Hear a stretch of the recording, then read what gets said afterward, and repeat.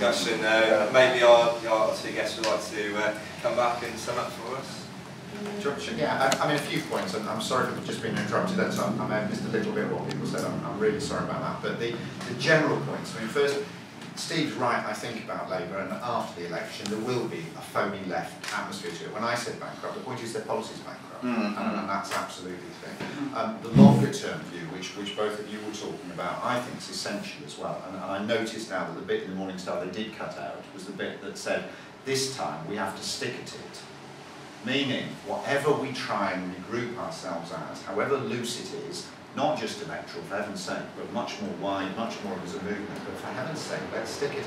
Now this does certainly apply to the rest of the left more than the Greens, because you, in fact that's to answer the last question, because you have got a name and a party and it's there, and it's been there for some time.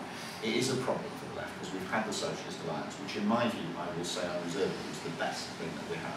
We had Respect, which, as you say, had developed a very strong base across a number of different areas that the left hadn't previously reached. But each time we go down, each time we split, it gets harder, and we do lead into questions like this one. But I have an answer to that, which is it doesn't matter now what the exact formulation of the parties are. Maybe this is a bit like the coexist point that Steve and Chris were talking about a few minutes ago. What matters is the people, not the organisations we're in, and what we're prepared to do together. And I agree with you, Steve, in fact. I think there is room for different organisations to exist, but they can come to agreement about what practical activity one want to take part in. They can even come to agreement, I include in that, electoral unity if they want to. They can say, we're going to work together in this particular way for this particular thing. The final thing, just to touch on, because this is very practical, is I do think, especially those of us who are in the room in Manchester or the North West, we do need to get together quickly to look at this map and to look and say, what can we do? And to work out how to deal with other latecomers and any other things that may come about, and preferably to preempt it by going to the Socialist Party and the CPB beforehand and saying, look, this is where we're at now, don't spring any surprises on us, please, and if you do, we'll be cross. That's all that's action for you. Detention. I've never been in a meeting where people describe their own party as dopey. you weren't in the Labour Party. You don't seem that dopey. Well, not now.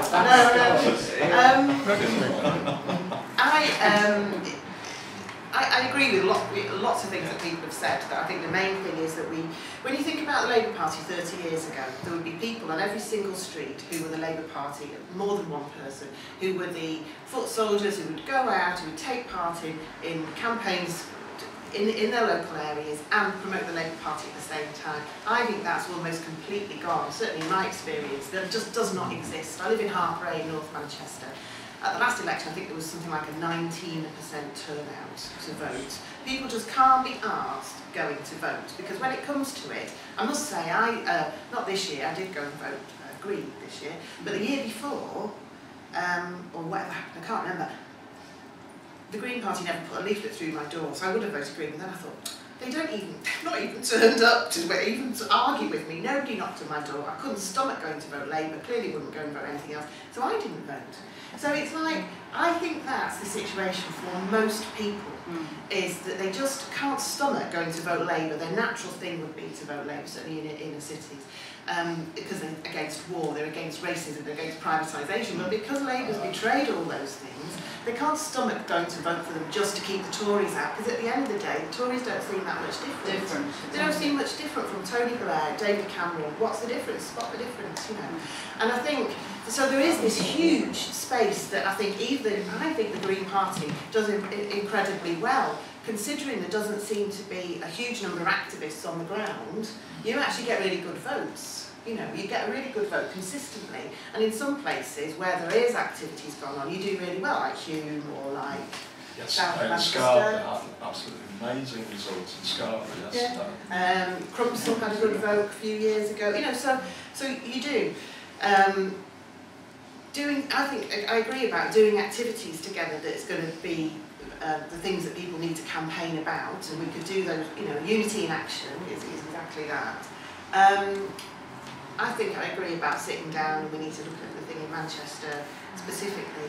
In terms of where respect's up to, I mean, it's like a bit like AA now. I was in the SWP for 18 years. I joined it when I was 19 and I left in 2005 because of the way it behaved in respect, basically, because of its undemocratic nature.